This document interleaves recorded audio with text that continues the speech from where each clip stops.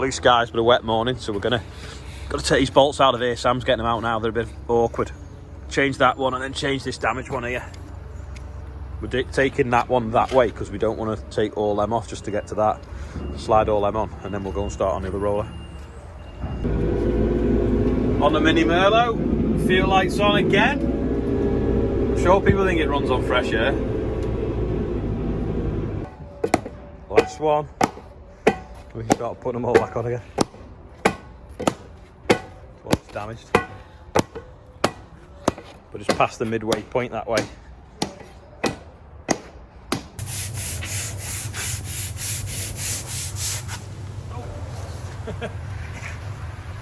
Just that end, isn't it, where it's rough?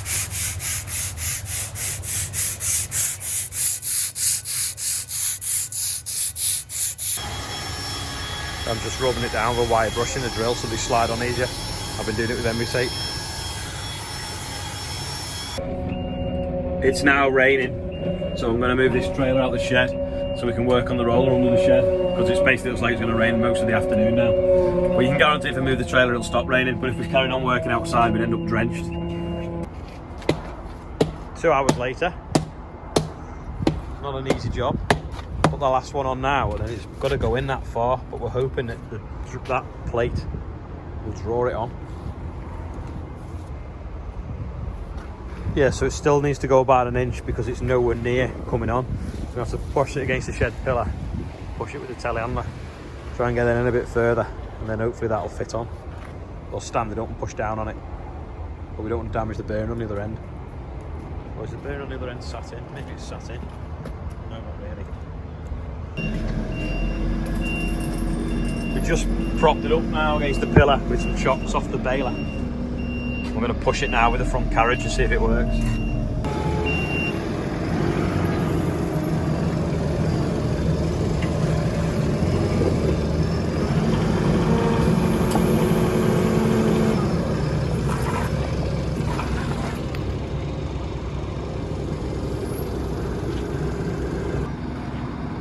We've pushed it with the Merlot, but the Merlot just goes backwards while on the tyre on.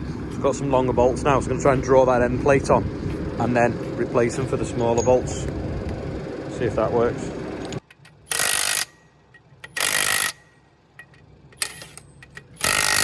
Drawing it in, innit?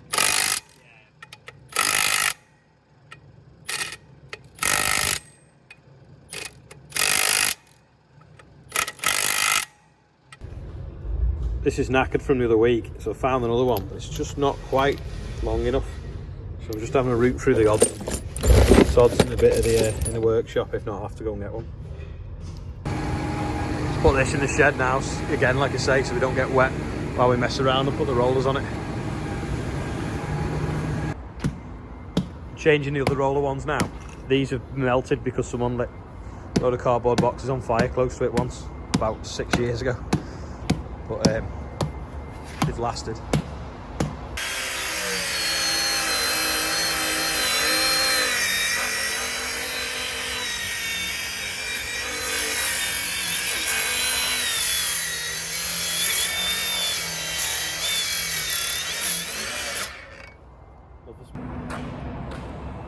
Andrew's done a day's work today with his JCB, moved some soil for someone, and he's washed it afterwards and it still looks like brand new. Whereas this Merlot's not done a day's work since it was resprayed. It's sat in the shed and it's all dusty now, so I need to wash that. I've emptied the toolbox on the front of the sprayer, so Andrew got excited. I thought the new one was on the way, but really, I'm just trying to find a spare part for Danny, but the toolbox is that deep. I've been rooting here for 20 minutes. This is what I've been looking for. It's basically an air solenoid, so if you look at the rear, slide that out the way, you'll see. See in there? Hold on. You basically got all these air valves along here, and it's little solenoids on the top turning on and off, and that's what turns the booms up and down. Anyway, Danny's got a problem with one of his, but we always carry a couple of spares, so he's going to come and borrow one now. And in other news, here's the pile of steel that's going to make me new sprayer. They've just sent me a picture of it. Also, typical Monday, so we have the offices that we rent out. Well, when they were empty last year, we were using one of them as a farm office because the lady that does our books obviously couldn't come in the house. Anyway, now the council have sent us a rates bill saying that we're liable for the rates on that office. the time that it was empty, but we were using it for a farm office, which shouldn't be rentable anyway. It shouldn't be rateable anyway. But if that's the case, if we're liable for the rentable value, if we're liable for the rates for that period, surely we should have been eligible for the £10,000 grants that everyone that had a rates bill was getting. So I don't know how you can say that we owe it, but then they wouldn't give us a grant. So who knows? But I have to try and get to the bottom of it, because I don't want to pay £4,500 for an empty office that we were using for a farm office anyway. I think that makes sense. Andrew's just brushing the yard because we've got some more VIPs coming tomorrow. It's like a constant job keeping the yard clean, especially with the chip dust and different things. Quick update on the drill drawbar. Obviously that hole's massive and it's slack. It's quite slack and it goes backwards and forwards and up and down. They're going to send a different hitch for the front, and we're going to see what that's like.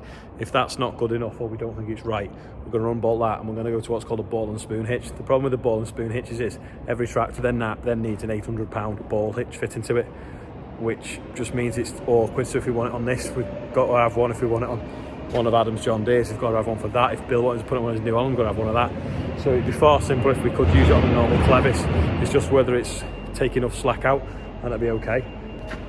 As for the pipes being too long, we'll just slacken all the clamps and move them up and keep the slack down there out the way so it won't get damaged. And then we'll unbolt this and move it up higher. It's just little things really that just need sort of setting up, but it's not the drill's, well, it is the drill's fault because they perhaps could have known a bit better when it arrived, but it's nothing too serious. And this, I'll put some pipe insulation around it so that you don't bang your head on it.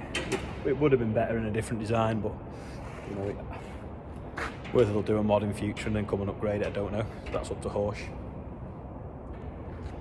We're just going down now to see if it's going to fit under the railway bridge, and it certainly has a presence on the road. It's massive. This is the bridge where we rescued the guy from that flooded his car, remember? So it's 4 metres high. According to the drill and what we've measured is 3.98 metres. So we're going to see now whether it fits. Adam's just going to climb onto the side so we can top of the tank and just check. Fit.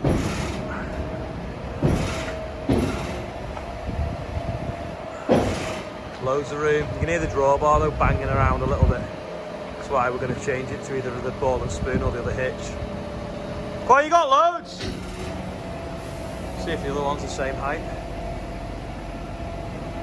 Definitely worth slowing down for though, in case it bounces when we go through it.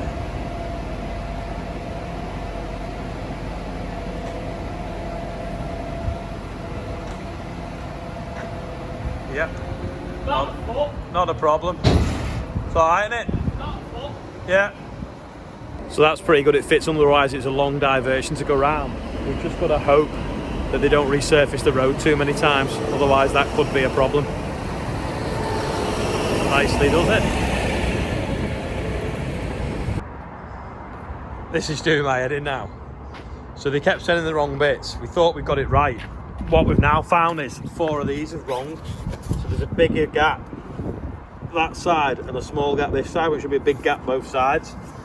So there's some sort of problem at the picking when they pick the parts at Amazon.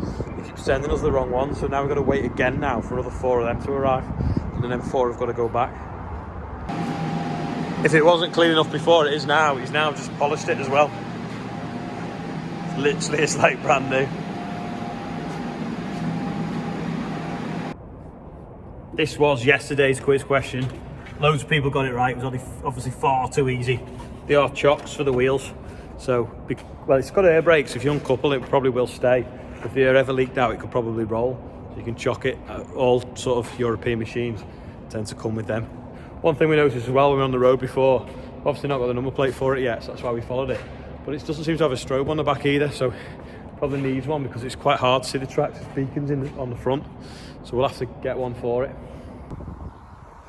So we've run out of gas now with this gas bottle, but I don't know, it's been out a couple of months now, so I'll have to go and get another bottle, change that, keep this going, because the pigeons are trying to eat these sunflowers here that are coming up. You can't really see many of them at the moment. We'll go in a field next door now, the other side of the hedge, and see what they look like.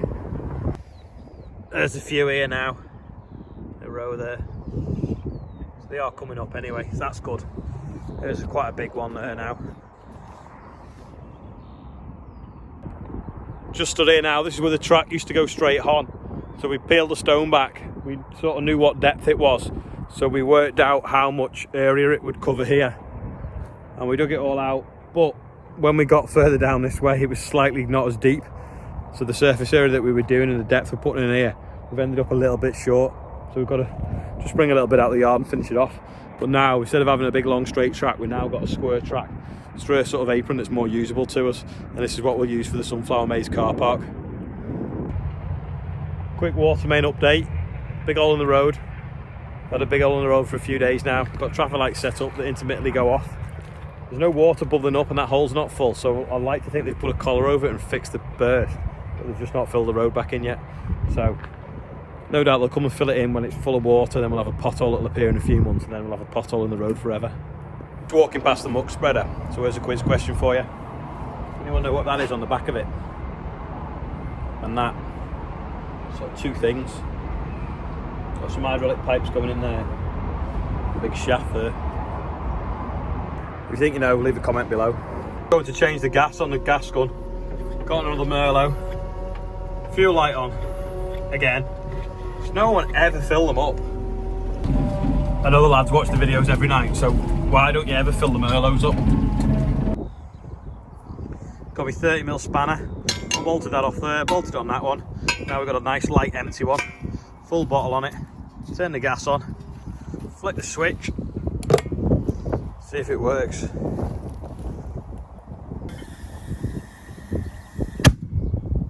That'll do. I don't think you can hear properly with the microphone on the phone, but it definitely bang. Lots of people have been asking, why are the tyres on backwards on the drill or the muck spreader? Well, basically, if it's driven by the ground, the tyres will be on the opposite way to if an axle is driven from its centre like a tractor, but drives from its gearbox out the centre of the wheel and turns. So there's a better self-cleaning property if it's driven by the ground, pushing against it. So that's why you'll often see on trailers or trail machinery, the cleat pattern in the opposite direction to tractors. Anyway, that's about it for today. Don't forget to like and subscribe. You can click up here to watch another video and to subscribe, I think. And thanks for watching. Alfie on Instagram has sent me an outro, so here it is now, and I'll see you all tomorrow.